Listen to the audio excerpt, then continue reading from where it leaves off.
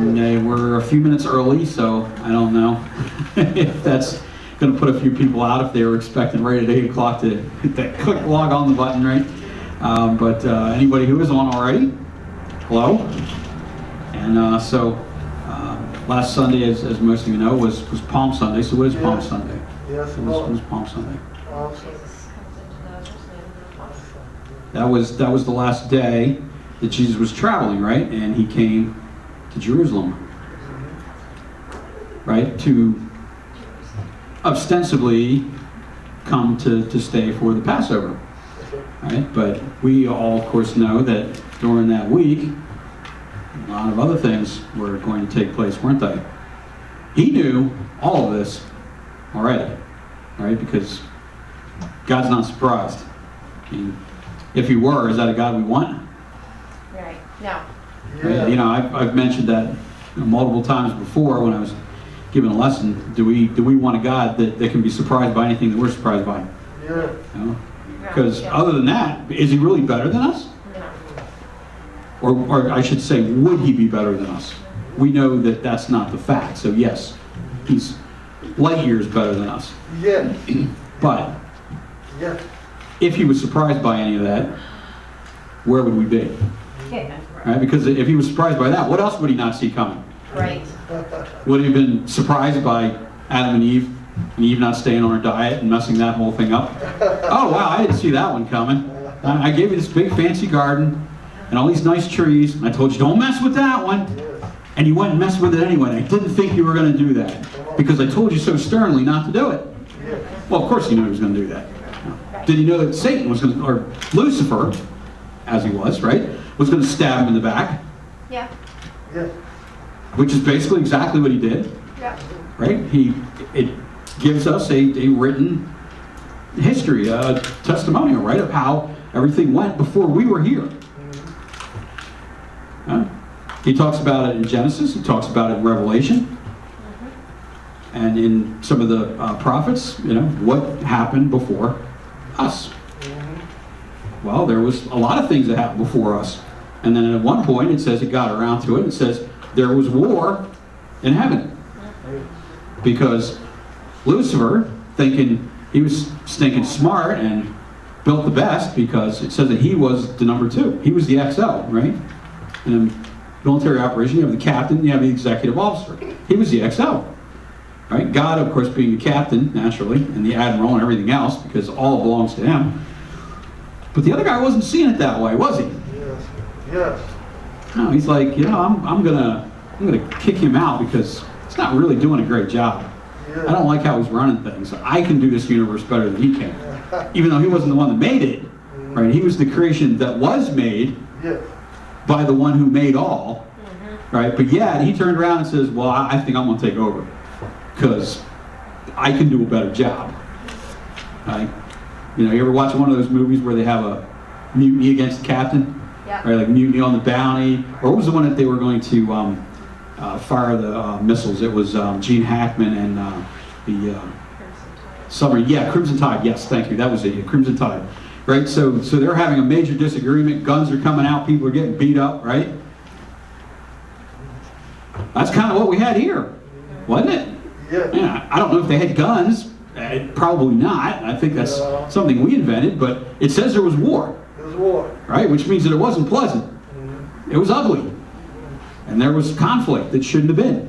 Right, because didn't he say that he made all the angels, you know, basically for purposes, right? They had jobs, like we were talking about a couple weeks ago, right? Everybody had an MOS, a job, right? They had a position they were supposed to do.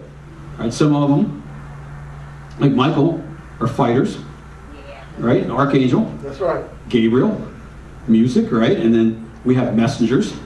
And then there's all of those other things, some of them that Ezekiel described, that I still can't wrap my head around what those things are. And multiple, you know, arms and heads and eyes and wings are covering, and one's flying and the other's covering. I don't know what that creature looks like, but it's something that God made that a man was attempting to describe and couldn't come up with the words. You know, because it's nothing that we have on this planet that we can go, oh, you know, it kind of looks like a giraffe with wings. Okay, you could figure that out. You know, that wouldn't be so hard. But this thing, he didn't know what to do with it. It was something beyond our imagination, beyond our scope. It's just weird. But God obviously had a reason for creating it. They were doing something, Yes. whatever those creatures' purpose was. Right? So everybody had their own position. And then one guy says, I don't want my position. Even though he was supposed to be chief of the music, That's right. chief of communication, chief of worship. He turns around and says, no, I think I'd rather be chief of war. Well, we don't know how many warrior angels there are, but they obviously have a hierarchy, and he wasn't put in charge. He wasn't the XO of that division, that department, but he decides to take over anyway. So now we've got a big problem. Yes. And from there, everything goes, as people like to say, it's not going to end well. And it didn't. He got kicked out. 1/3 of the angels got kicked out with him. Yeah. Right? That's what it says, that they rebelled. That's They right. chose poorly. If you watched Indiana Jones, they chose the losing side. Yes. They went where they shouldn't have, and out the door they go. So then we have Adam and Eve getting messed up, and then all of a sudden we have a big problem, which of course he already knew. So now we have the necessity of the lamb slain Yes. before the foundation of the world. Yes. Yes. So if we pick it up in Isaiah, we're actually picking it up near the end, really, aren't we? We're kind of cheating, you know. We're taking that 1,000-page Stephen King novel and we're going all the way to page 789 and going, I'm going to start reading right here because this thing's too big. We passed a lot of history already at that point, didn't we? Yes. Because we're not that far from Isaiah to us with all the time that came before that. Yes. But yet, besides God, of course, who says is eternal, all present, but invisible. Yes. Now, all of a sudden, he's not invisible anymore. He says, I'm going to make myself visible. But not yet. And we just read this, right? A few weeks ago. Who hath believed our report, and to whom is the arm of the Lord revealed? He shall grow up before him as a tender plant, and as a root out of a dry ground. He hath no form, nor comeliness. And when we shall see him, there is no beauty that we should desire him. He's despised and rejected of men, a man of sorrows and acquainted with grief. Yes. And we hid, as it were, our faces from him. He was despised, and we esteemed him not. Surely he hath borne our griefs and carried our sorrows, yet we did esteem him stricken, smitten of God, and afflicted. And here's what comes down to it, right? He was wounded for our transgressions, Yep. bruised for our iniquities. Yes.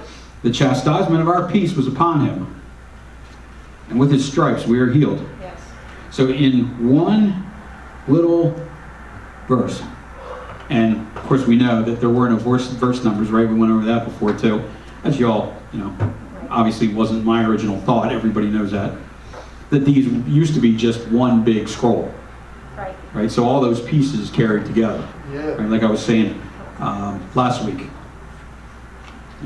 about how the one thought had rolled directly into the other, and you can't just bust those two apart and think that they exist on their own, because that's not really how it's supposed to go.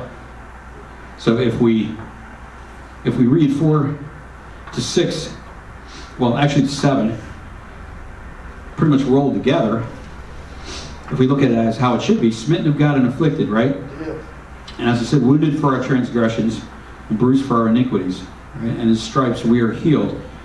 All we like sheep have gone astray. So now he's saying, hey, why does this have to come to pass? Well, here's why.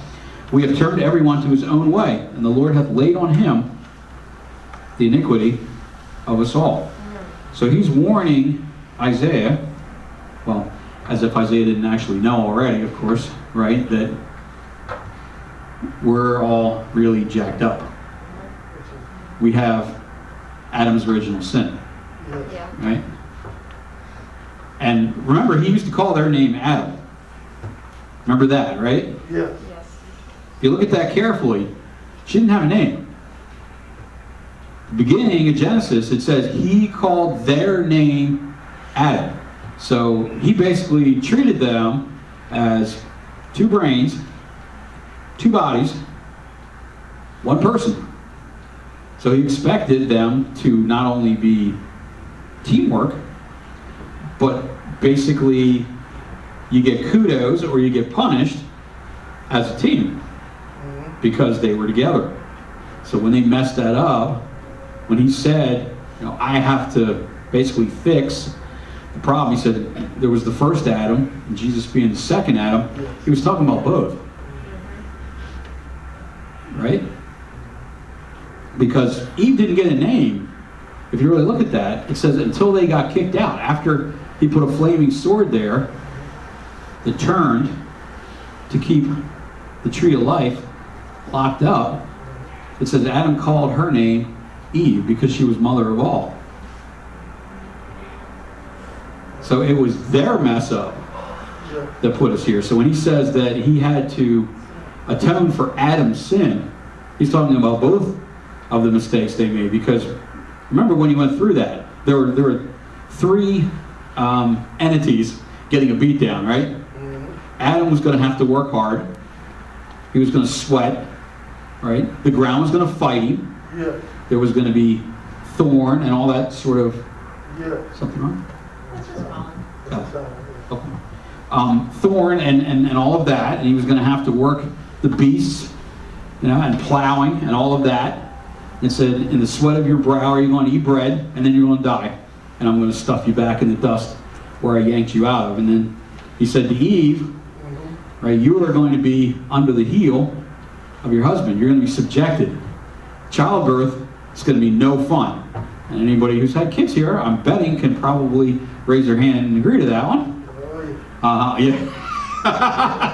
Kara can't see T-Mac back there going, oh yeah. Obviously no man directly knows what that feels like because we've never carried a baby, but I understand it's incredibly painful. So that was part of her curse. And then we know as that went, right, that it turned into this giant circle pointing, didn't it? Right? He looks at Adam. Adam looks at Eve. Adam goes, it was the woman you gave me, God. So not only did Eve make a mistake, but you, God, made a mistake. And I'm the one that was the victim here. And then Eve turns around and goes, no, it was him. That thing that's crawling around on the ground that was talking to me. Yeah. So then he gets cursed too, or he takes away his legs. Yeah. So serpents used to have legs. I don't know what they look like. Were they giant millipedes? Maybe. Maybe they had 500 legs. That might have been kind of, that'd have been creepy. I don't know. Kind of But what? Yes. Kind of what? Monstrous centipedes, big bugs. Like in the King Kong movie, right? These ones that are 7 feet long and the guy's wrestling with it. Do you imagine what that would look like? And this thing's talking to her, right? Well, he said he was cursed. He took his legs away. That's what he said, right? Didn't he say, you're on your belly, you're going to go through the dust? Well, if he was already legless, how would that be a curse? He'd be like, yeah, big deal. You made me do that all the time anyway. So whatever this thing looked like, he now had a curse too. So after all of that, and as I said, of course, God's never surprised. He figured out the problem and the answer all the way before any of this ever started. Except that it was a really tough answer. All right, so in the Old Testament, what did they have to do? Every year, they had to do all these sacrifices. All right, and that pushed everything forward 1 year. Didn't get rid of it. Right. Moved it. Right. Anybody ever have a financial problem? Yep. Call up your credit card boys or the auto loan or something like that, and you go,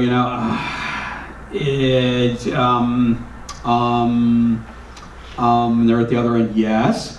Yeah, money's not so good right now. Okay. Can I have a deferral? Let me see what I can do. They put you on hold for 5 minutes and supposedly go talk to a manager and come back. Well, that's all we got. Right? We called the main line of the main headquarters of the whole universe and said, I need a deferral. And he said, all right, I'll give you a year-by-year deferral. And that's what he did. They sacrificed every year, pushed their sin forward. They transferred it to the animals and they slew them. Didn't get rid of it, right? So when you called about your car payment, they didn't say, oh, well, you know what? I'm sorry to hear that you're having so much problem. Don't worry about it. Your car's paid off. We'll send you your title and you have a great day. Never that I know of in the history of the world has that ever happened. I would love to have that day. I'd be doing backflips. I'd be calling everybody I know. Guess what?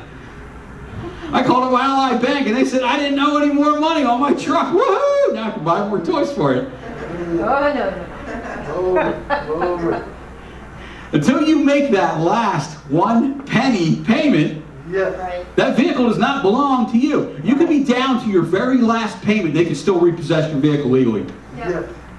You could owe them that last, whatever your payment is, $200, $300, $500. You didn't make that last stinking payment. The flatbed shows up and goes, that's mine. And you're like, no, that's mine. It's like, no, that's mine. Here's the repo paper. It's signed. Mine. I was watching a guy that was getting his airplane repossessed and they did that. It was actually pretty cool because they got in there and they sneaked in and they yanked the plane and it was low on fuel, so they had to go to another airport. The FBI's waiting for them. They come running out, freeze, drop to the ground. And the guy's like, uh-huh, what? He's like, that's a stolen plane. He's like, no it isn't.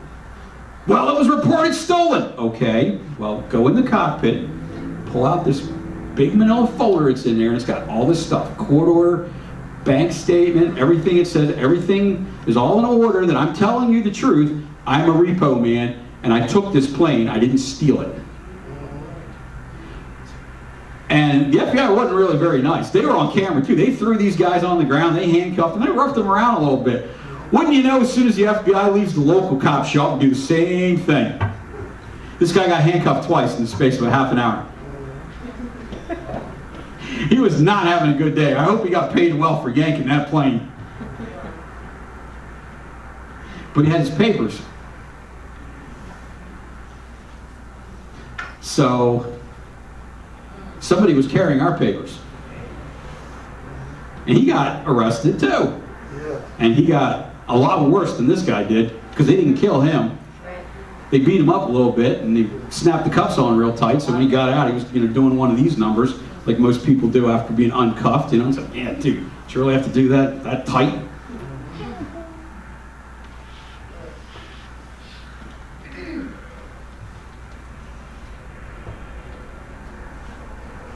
The Lord hath laid on him the iniquity of us all.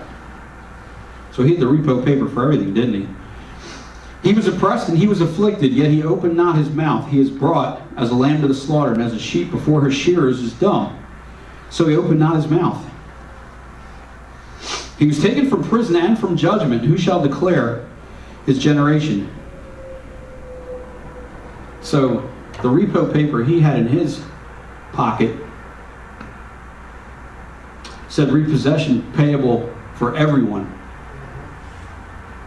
on this world who's ever been or ever shall be. I'm paying all of it. That's a big order. Yes. Hallelujah. He was cut off out of the land of the living. For the transgression of my people was he stricken. He made his grave with the wicked. Anyone who hangs from a tree is cursed. Yes. It's scriptural. Yes. And we had gone over before about the Romans' love for cruelty, Yes. but also for beauty. Very strange culture they had. They had one of the world's first standing armies, because usually before that, if you had a war, you went and collected a bunch of people, trained them, sent them out and fight, and they came back and they went back to being farmers. Well, these guys didn't do that. They had a professional job as an army. And they had an Army Corps of Engineers that traveled with them also, which was the first that had ever happened in the history of the world. They were very organized. They were also extremely cruel. So they picked up this neat little thing that they loved so much, crucifixion, from... Sorry, it's just blowing right out of my mind. Anyway, one of the other countries that they had conquered, they adopted that because that's what they did. They picked up anything that seemed useful and brought that into their culture. But it was illegal for a Roman citizen to be executed in that fashion. They would be, if there is such a thing, a little nicer about it. They would either run you through with a sword or cut off your head. It's pretty fast. So, guarantee it's still going to hurt, but it's not going to take days. When they executed criminals or political dissidents or anybody else that wasn't Roman that they really wanted to make an example of, and sometimes they would do it by the hundreds or thousands. One of the other things that they were really good at building was roads. And I'm not just talking about a little dirt trail. These were actually paved. These were nice roads. Some of them are actually still in use. Some of the bridges they built are carrying automobile traffic, which obviously they would never thought of anything as heavy as a car, and these bridges are carrying it. But what my point is that along the side of the road, sometimes they would erect hundreds of crosses. And if they had an uprising or something, Spartacus, right, they would just hang all of them on these crosses. So anybody entering or leaving the city would get a really good visual that you don't mess with Rome. Now, it's one thing to hear about it. It's another thing to watch a guy die for 3 days. You know, you see some of them that had already expired, some of them that were just put up there, and a lot of them are in the in-between stages, you know, just might have gotten to the point where they're just not quite dead, but very nothing as far as alive, and you're going, not me, not me.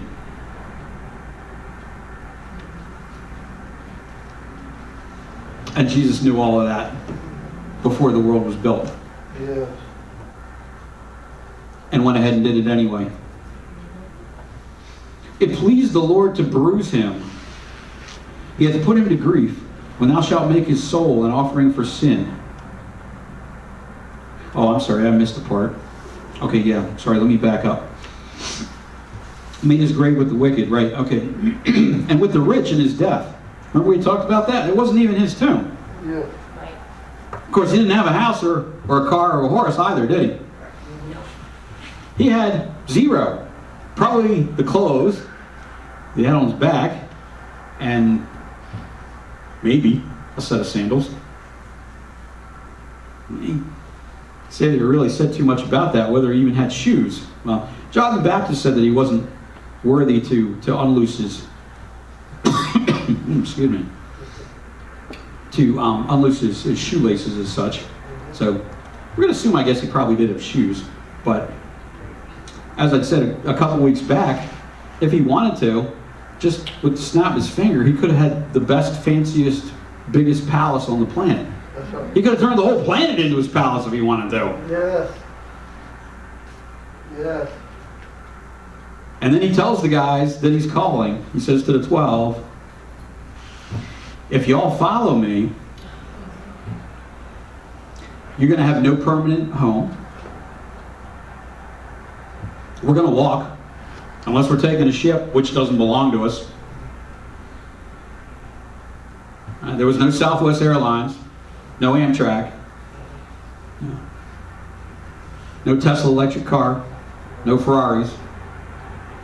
They went everywhere on foot. He said, you're not going to have any place to get your mail delivered. You'll have no permanent address. You're probably going to be hungry from time to time. Yes. Cold, hot, bugs, sweaty. It ain't going to be pleasant. Some places we're going to go, they're going to hate us. Remember when we went through Paul's litany? Right. If you need any kind of an example that he was telling them the truth, look what happened to Paul. Yes. Half the time, they were like, yeah, it's Paul! The other half of the time, it's Paul! And sometimes it was in the same city, on one side and the other, in the very same place. Yeah, Paul! Paul! But all of them were treated like that. Right? Sometimes they were welcomed. But said he went to his own hometown, and what did they do to him? Oh, that's the contractor's kid. I gotta believe anything that comes out of this guy's mouth when now all of a sudden he wants to tell me he's master of the universe? For real? And the Son of God. Boy, did you hit yourself in the head with a hammer when you were a kid? Did something fall on you? He said he couldn't do any work there. Couldn't do any miracles. Couldn't do any healing. Because of their unbelief. But yet in some places they were so desperate they ran up to him to beg him to come to speak. Or even some of the apostles, they did the same thing. Remember? They would send messengers. Cornelius, right? Yeah. He sent miles away to have Peter fetched. So sometimes they were in, sometimes they were out. Yeah. You're sitting at the cool kids table or freaks and geeks. Hey.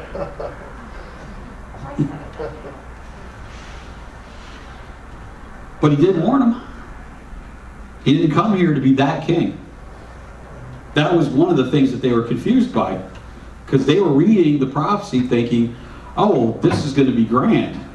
When he shows up, he's going to kick the Romans out. He's going to establish his own government. And we're going to be on top of the pile because we're the Jews. We're the chosen people. It's going to be awesome. We're going to boss them around like they've been doing to us for hundreds, thousands of years. We didn't like the Persians. We didn't like the Babylonians. They really didn't like anybody. So it's going to be great when they got to bow to us. And he's like, no. Wait, what do you mean? No. No. Oh. I didn't come here for that. Well, at least can you get the Roman yoke off of us? Nope. You know how much they tax us, right? Yeah. Go down to the water, catch that fish. Inside there's a gold coin, pay your tax. Really? That's all you're going to do for me? Here? Yes. That wouldn't have been a great message if that was all he was going to do, right? Thankfully, that was only not even the tip of the iceberg. That was the 1,000th%, right? He's like, this place is a mess. Because Adam and Eve. And because all of you in between.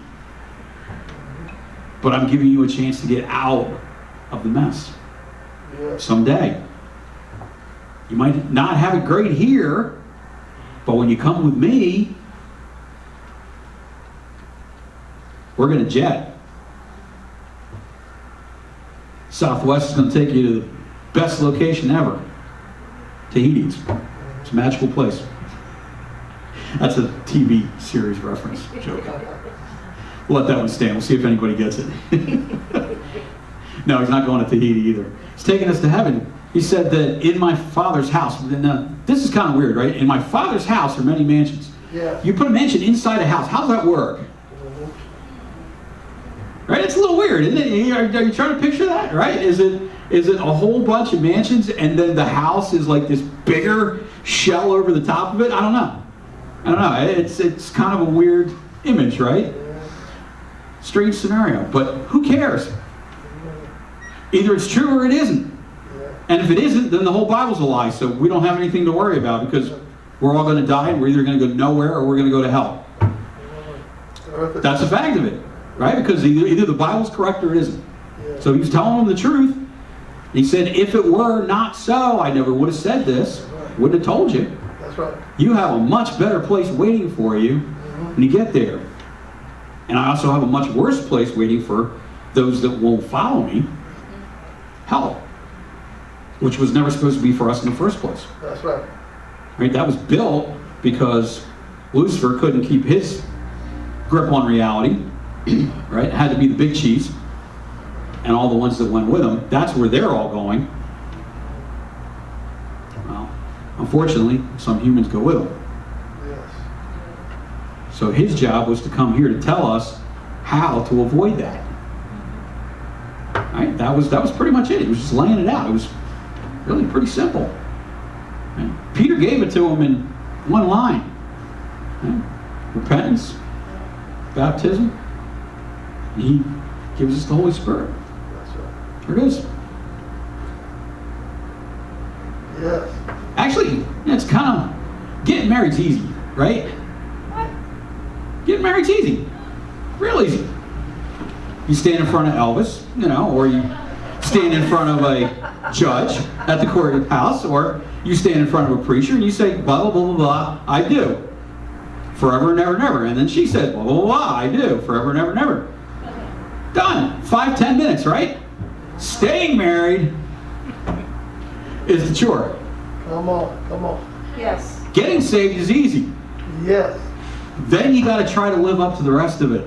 Come on. Right? We got 66 books in the Bible, but Peter's message was only one line. All the rest of it is the instruction book. Well, and a history book. Yes. To show you what other people did. And didn't do or shouldn't have done. Samson. And many others. A lot of the evil kings. Right? When you're going through Judges and Chronicles, right? Didn't it say blah, blah, blah, did evil, was bad in the sight of the Lord, and died. And then blah, blah, blah, his kid was also evil and did bad in the sight of the Lord, blah, blah, blah, and died. And then his kid, did good. He cut down the groves, said we're going to turn back to God. And it went pretty good for a little while. And then all of a sudden, his kid or grandkid or whatever, blah, blah, blah, did evil again in the sight of God. And they ended up in Babylon, right? Then they ended up with the Media Persians. They got punished. 70 years. Right? It did not go well for them when they were being bad. So the same thing happens for us. We've got this other giant instruction book, and like I said, partly history book, that we got to try to follow afterwards. The getting married part was simple. Right? He said we are the bride of Christ. So that analogy, I think, is accurate. It should be apt. Right? You can accomplish all of those things just as quickly as you can get married. If you have true repentance, you get baptized. Sometimes you get the Holy Spirit before you get baptized. Or you can get it just as you're being baptized. See, that was fast. 5 minutes, it's done. And you think, this is great. It is, but now the real work begins. That's right. All the stuff that's coming after you that you didn't really notice too much before, right? Now, it's got talons. It wants to dig into you and pull. And we got to fight all of that. Yes. Right? Yes. Drinking, drugs. Driving too fast. Oh, I don't know. Hey. Not sure that's on the list. Hey. Womanizing. Manizing? Is manizing a word? Lying. Stealing. I mean, he gave us the 10 Commandments here, right? Yes. And that's just a summary of all the stupid things that we can be doing. Coveting thy neighbor's wife, right? Murdering. On it goes. Yes. We have to try to fight back to all of that. And it isn't just that one day. It's not 1 week. Not 1 month. It's until we, how do they put that? Depart the mortal coil? Right? Until they slam a lid and put some nails in it. We're fighting that every day. Paul said the same thing, right? Didn't he say, I fight myself every day? I have to kill not obviously it's real suicide, but I kill myself daily because the one half of me wants to do. He said, I do what I shouldn't, even though I know, and I don't do what I should. So here's the writer of half of the New Testament telling us that he's a bad man. And he's telling us that all the rest of us are too. Because it's a real fight. And we don't always win it. Yes.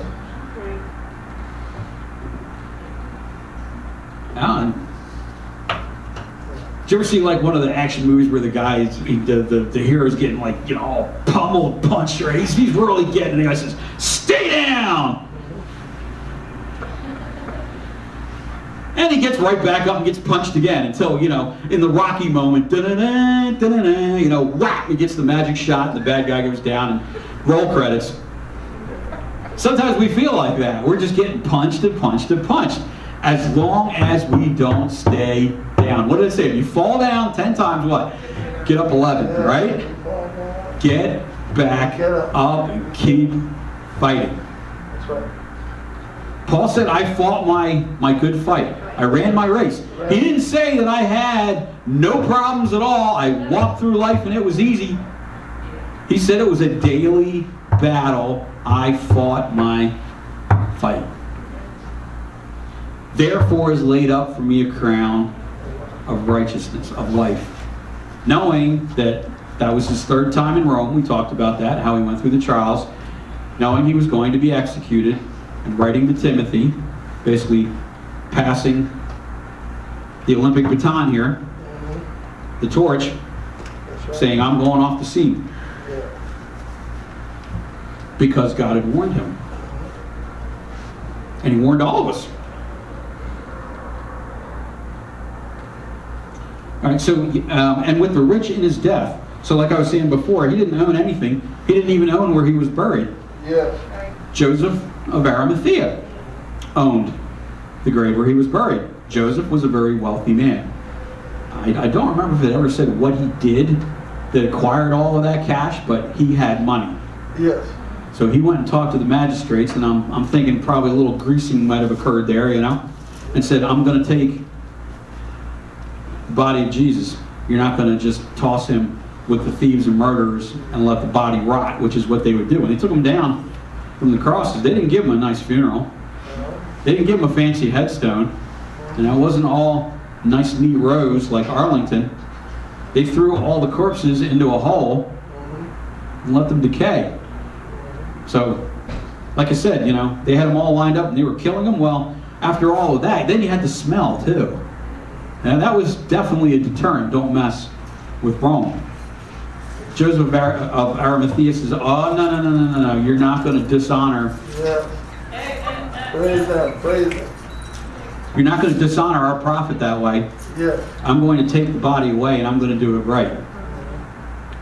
And didn't it say that they prepped him for burial, right? Because that's what they did. It was a very hot climate, so you know what happens to things that are dead when it's very hot. Doesn't take long. They get, well, you know, they don't look like they used to very quickly. They don't smell like they used to either. So he said, oh, no, we're not going to do all of that. So he had all the expensive stuff ready to go. The oils, the myrrh, and everything like that. So we're going to give him a proper burial as befits his station. You might have thought of him as trash, but he was a great prophet and a great man. That's what he's saying. That's what he's thinking, right? And I'm not sending him off like that. Of course, he had told them that he was going to come back, but how many of them really here believe that? They saw Lazarus raised from the dead. Yes. So, you know, you had that.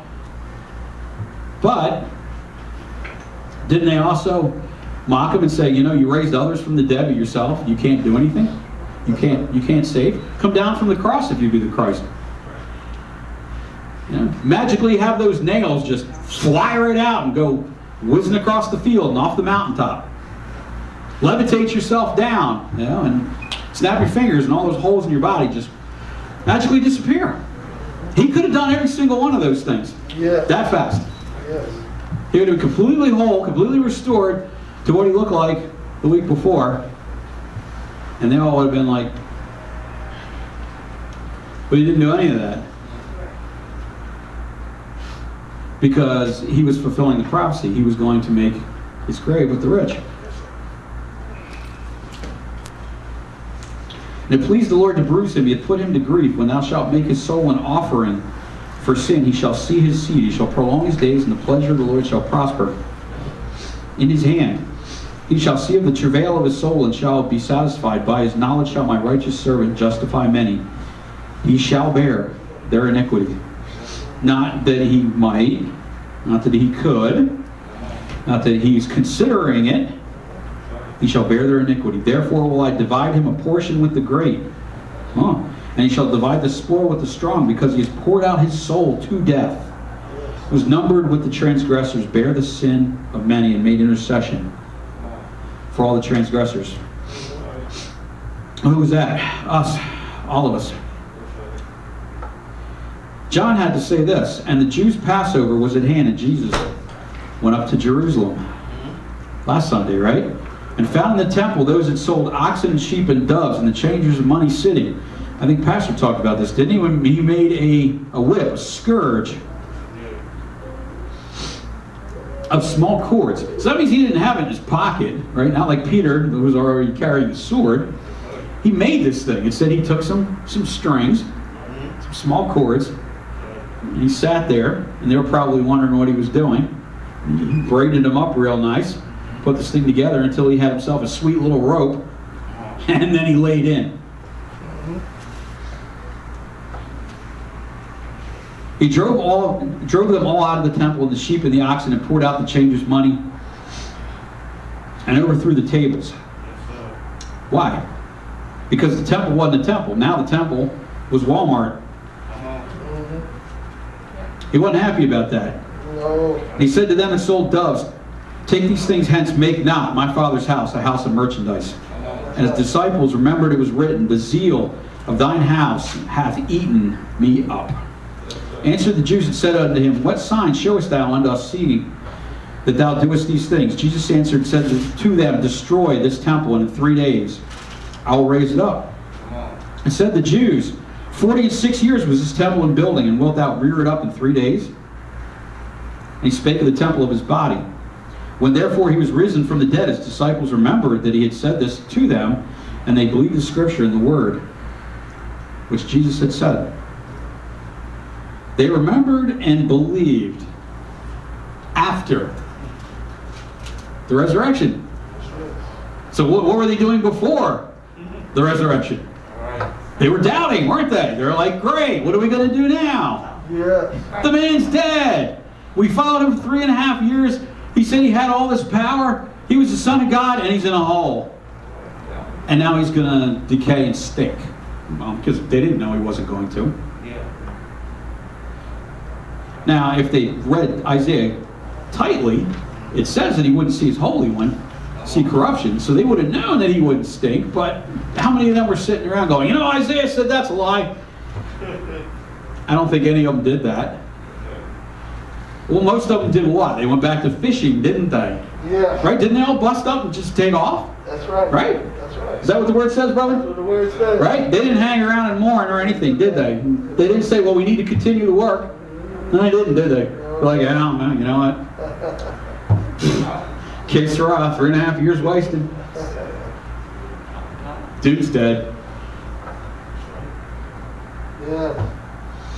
Matthew records this, "Rise, let us be going. Behold, he is at hand that doth betray me." And while he yet spake, lo, Judas, one of the 12, came, and with him a great multitude with swords and staves, from the chief priests and elders of the people. Wow, you would think that they were arresting like the foulest, murderous thief here on the planet, eh? Yeah. They got to send a small battalion to take this guy? And he's just walking around with no fancy robe and maybe a big walking stick.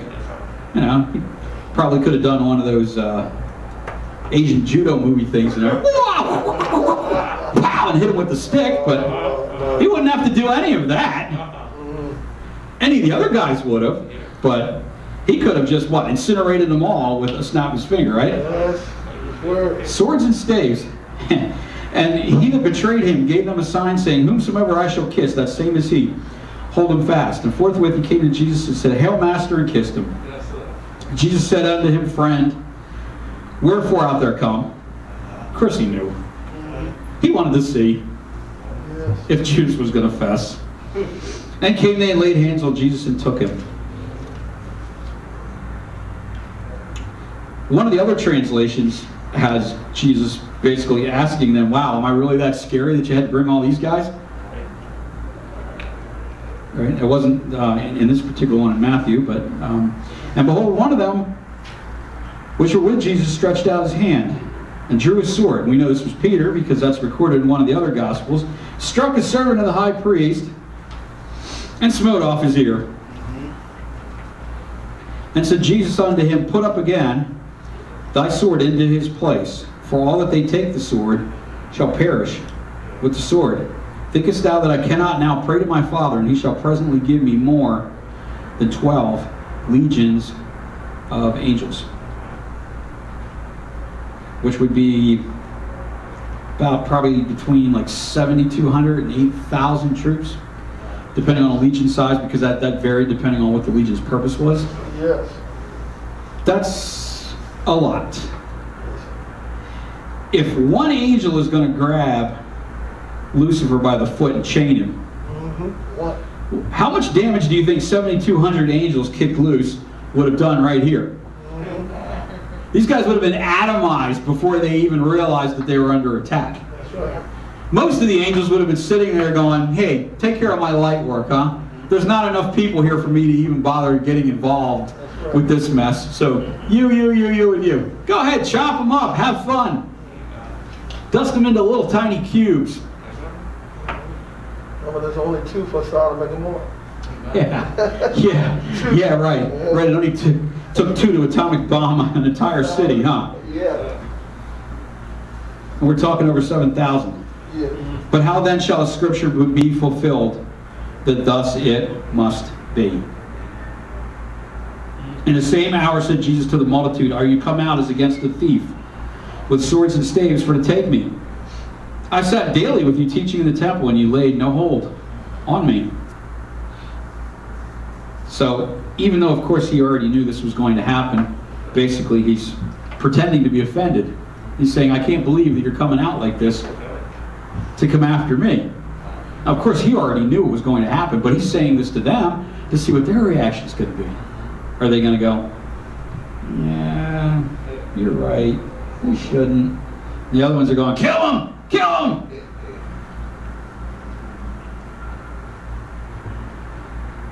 But all this was done, the scripture of the prophet might be fulfilled, and all the disciples forsook him and fled Yes. They did. out the door. They did. And they that had laid hold on Jesus led him away to Caiaphas the high priest, where the scribes and the elders were assembled. Peter followed him afar off unto the high priest's palace, and went in and sat with the servants to see the end. Now the chief priests and elders and all the council sought false witness against Jesus to put him to death, but found none. Yea, though many false witnesses came, yet found they none. And at last came 2 false witnesses, and said, this fellow said, I'm able to destroy the temple of God and to build it in 3 days. So we all know what the 50,000 foot overfly view looks like, right? Let's look at what's going on here. This is where it's really humanizing. It's each individual. What are they seeing during this time period? You know, we hear about Garden of Gethsemane. You know, absolutely. He said, you know, I don't want to do this.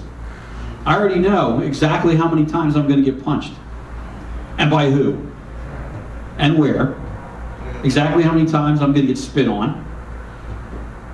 How many of those thorn pieces are going to stay in my head after they bust it off and they pull that crown out. How many lashes I'm going to get on my back that's going to rip the meat open where you can actually see my ribs.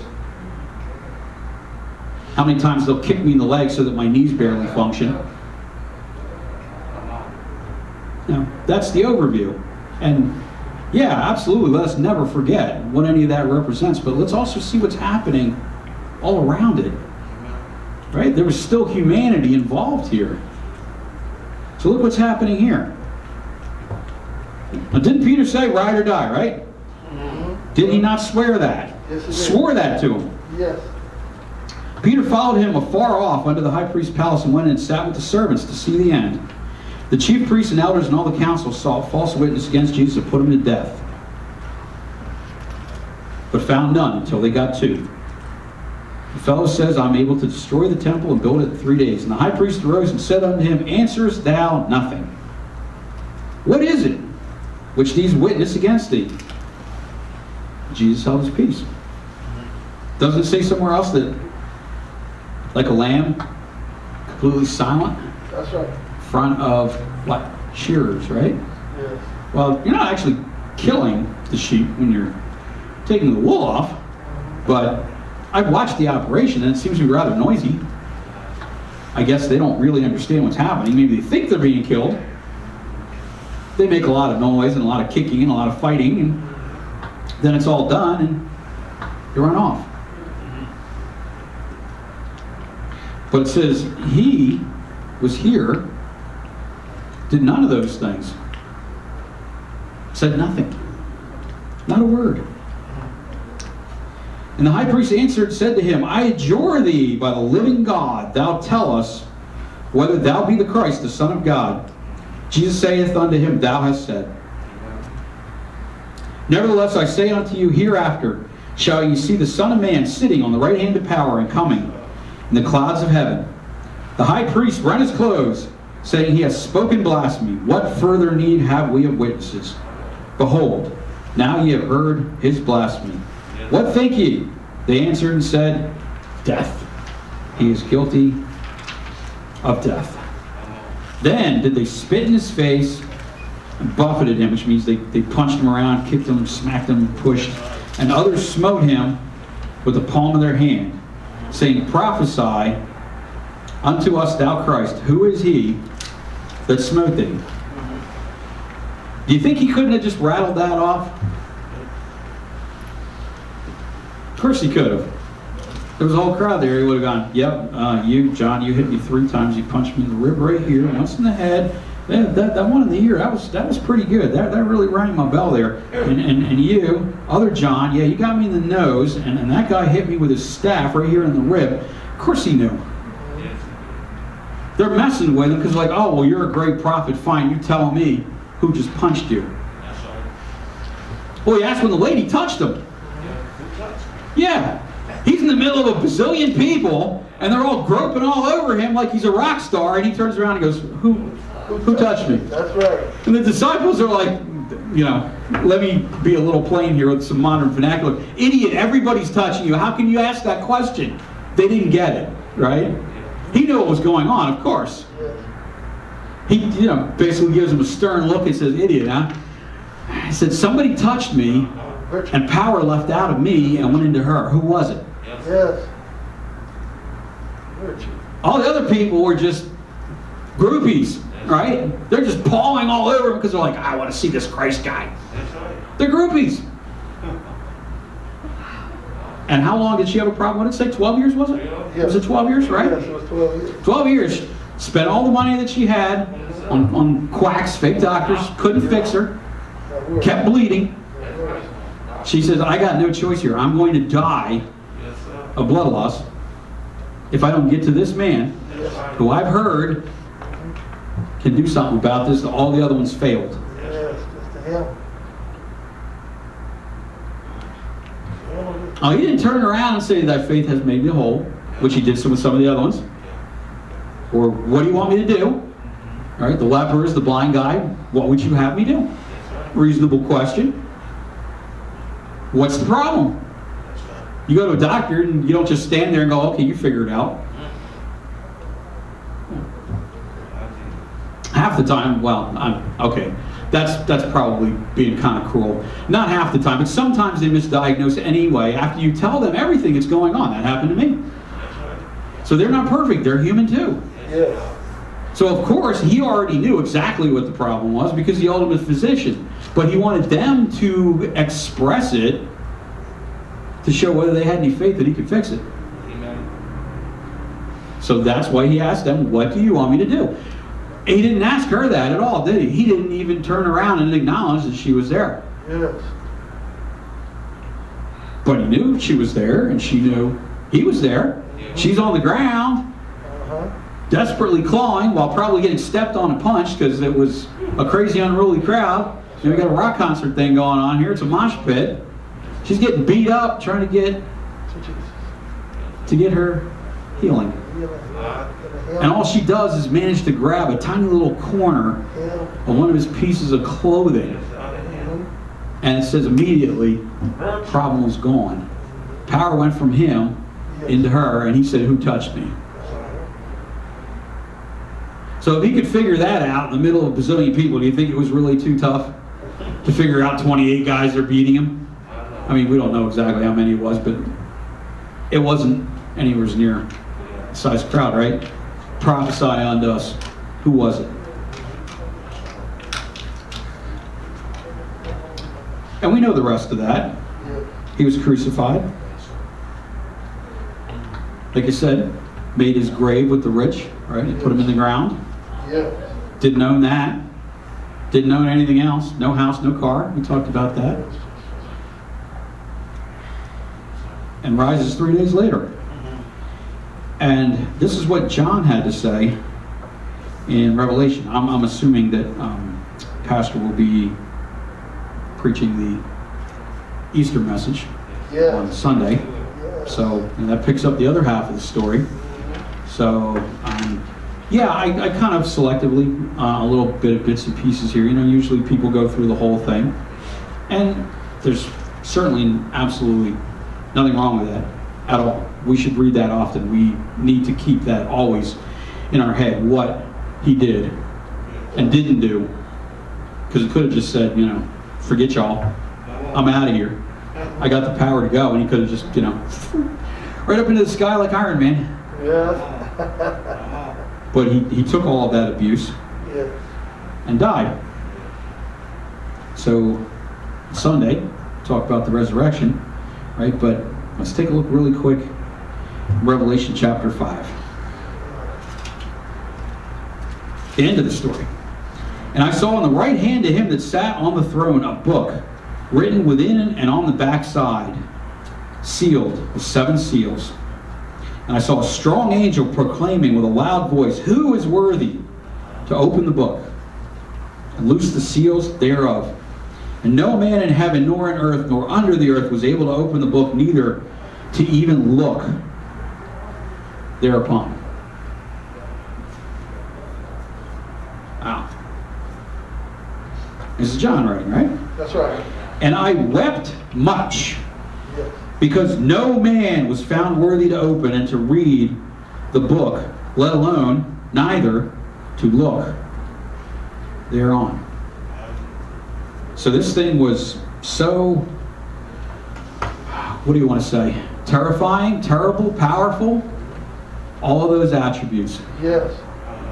That not only could he not mess with it or try to open it. You ever watch one of those movies like The Mummy, right, where she had the Book of the Dead, she's playing with it, and you're like, you just know this is not going to end well. And she's fiddling around with the lock, and she's got that thingy that fits in there, and she turns it, and all the stuff gets loose, right? And you're just like, no, that was a really bad idea, right? This was like one of those, except it wasn't a bad book. But nobody was worthy That's right. to open it. That's right. And it had that same kind of lock. You know, it had this big metal band around it, and all these, heavy hinges and Seals. amazingly constructed pins that interlocked, that would not open, except. Right. And John didn't say that he was bothered a little bit by this. He said, I wept much. He was in agony that nobody could do the book. And one of the elders said unto me, Weep not. Behold, the Lion of the tribe of Judah, the root of David, hath prevailed to open the book and to loose the 7 pinlocks, the 7 seals thereof. And I beheld, and lo, in the midst of the throne and of the 4 beasts, in the midst of the elders, stood a lamb as it had been slain. Friday night. Having 7 horns and 7 eyes, which are the 7 spirits of God, sent forth into all the earth. And he came and took the book out of the right hand of him that sat upon the throne. I thought it said nobody could even look on thereon. That's right. Didn't it say that? It says so. It said that in 3, right? Yes. And 2 said, who's worthy? A strong angel proclaimed with a loud voice, who's worthy? And here comes the Lamb. And he came and took the book out of the right hand of him that sat upon the throne. And when he'd taken the book, the 4 beasts and 24 elders fell down before the Lamb, having every one of them harps and golden vials, full of odors, which are the prayers of saints. And they sung a new song, saying, Thou art worthy to take the book, to open the seals thereof.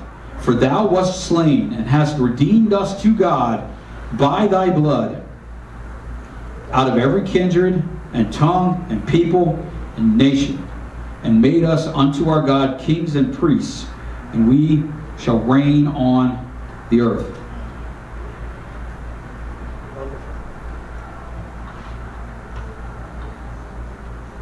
Some people want to tell you that that's only going to happen for certain groups. The Jehovah's Witnesses are going to go, and we're all going to be left behind. That's what they tell us. Right? They said there's a selected group, and that's it. We're all beat. We're doomed. We're going to hell. They're not the only religion with interesting theology. Where does it say that in here anywhere? Kindreds, tongues, peoples, nations. Unless I'm missing something, that's pretty much everybody. Right? Kindreds. Okay, we're all directly related back to Noah and his progeny. Right? Because God destroyed the world before that, so everybody else's DNA lines were wiped out. We are all kindreds. Are we not? We may look a little different. Some of us have a lighter tan, some of us have a darker tan. We're all the same. Right? The doctor doesn't have a different manual for repairing an Asian guy than he does for a white guy or a black guy. Our organs are the same. That's right. We're like, what is it, 7 or 8 layers of skin cells deep is only the coloration of a person. If you stripped all that off, you wouldn't know Yes. what nationality he was, would he? That's right. Uh-huh. Kindreds. Tongues. Okay, yeah, we don't all have the same language. No. Great Britain and us, you know, we're two countries separated by a common language. I always found that phrase to be hilarious. They hate us because we butcher the King's English. Well, I don't think they really hate us, but they mock us for butchering the King's English. Tell you, we don't talk like them. What's wrong with you, Yanks? Bloody mess over there you got. Jolly good. But yet they've mostly been our best ally since the War of 1812. We went at it twice, and they lost twice, which still rankles them. So on July the 4th, we'll send them a welcome card. But tongues, they're not our only ally. There are other countries on this planet that are, to greater or lesser degrees, helping us out that don't speak English. We had a massive war with Germany twice, but yet for the most part, they're pretty much with us too. And the French and the Germans fought a lot. Now they build airplanes together. Go figure that one out. Yes. Right? If you look at the history of all the different companies and how they conglomerated, you know, some of them came out of the Nazis, some of them came out of the Allies. Yeah. Some of them have horrible beginnings. Bayer Chemical, that makes Bayer aspirin, manufactured poison gas that was used to execute Jews. You know, they try to keep that one on the down low, you know. Don't like to talk about things like that. Terrible history. But we're still all kindreds, aren't we? Yeah. Okay, separated by tongues, yeah. But look, he said kindreds, tongues, peoples, nations. Okay, so sometimes you have multiple peoples in one country, right? There was a group in the northern half of Iraq, the Kurds, I believe it was the Kurds. And Saddam dropped chemical weapons on them Yes. because they weren't the same peoples, That's right. and he wanted them gone. That's right. So peoples and nations are not always exactly the same thing. You can have multiple peoples inside of a nation. So John basically covered everything. He said we're all related. Yeah, we might speak different languages. Yeah, we might not all be the same peoples as such, and we definitely are not all the same nations. But look at that. And has made us unto our God kings and priests, and we shall reign on the earth. And in 11 he says, I beheld, and I heard the voice of many angels round about the throne, and the beasts and the elders. And the number of them was 10,000 times 10,000 and thousands of thousands. In other words, John's saying, I can't count. There's far too many. He saw an ocean of people's heads. Yes. And like you said, it wasn't any particular country. Nobody is specially singled out. It's anybody who will.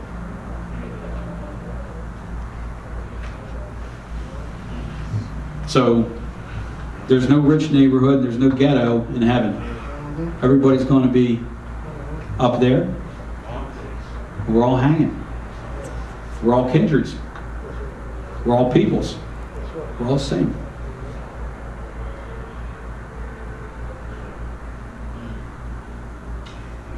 So as we go from today to tomorrow, what we call Good Friday, which for us, yes, it's very good because we have the news of the gospel.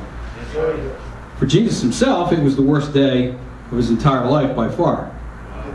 We can't imagine the pain and torture that went on during that period before his death. But the great news, as it was shown here, as it was shown with Isaiah, and as it's shown in the book of Revelation, he didn't stay dead. And who won? Or you get to the end of the novel and you're like, oh, how's it end? How's it end? Does the bad guy get it? The bad guy needs to die, right? And the good guy's the hero and he gets the girl and rides off into the sunset, right? Isn't that how it's supposed to end? Well, it kind of did go that way. Actually, if you look at it, the bad guy gets tossed into hell along with his deviant angels. The good guy, being the bridegroom, Jesus, comes back for his bride, the spotless church. That's what he said, be ready. Right? Didn't he warn them? He said that when they were at the wedding, somebody was knocking and they wanted to come in. He said, oh, the wedding's over, door's closed. Right? And then he gave them the other warning about the virgins, excuse me, they were supposed to have their flashlights ready, right? Yeah. Lanterns. Yes. Of course, they didn't have flashlights and batteries, right? No bulbs.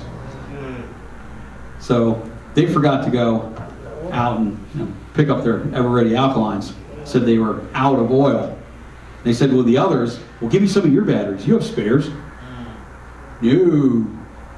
If I give you some of my oil, I don't have enough for me then. My lamp's going to go out. You were foolish. You should have planned. So as we're remembering that 3-day period and what all of that meant and what it still means and what it shall mean in the book of Revelation, let's make sure that we're the ones that have the oil, not the ones that got left out and said it was the foolish. Was it 5? 5? Yeah. Mm-hmm. So let's be the five wise. He did this for all of us. Let's always keep that in mind. It wasn't for anyone particular. I'm done for the night. Hallelujah. Thank you, Lord, for this word. Bless it to the hearers. Thank you for the blessing of the reading, Yes. the hearing of your word. For any shortcoming, let me take responsibility. For any glory be given to you. And give us traveling mercy as we return home. Yes. And that we regather on Sunday. Today we have maybe the heaviness of thinking about all of the torture and crucifixion that you went through, but Sunday we have the happiness and the blessing that you didn't stay dead, that you did come back from the grave and you conquered death and hell Yes. to return to us to show us that we have a chance.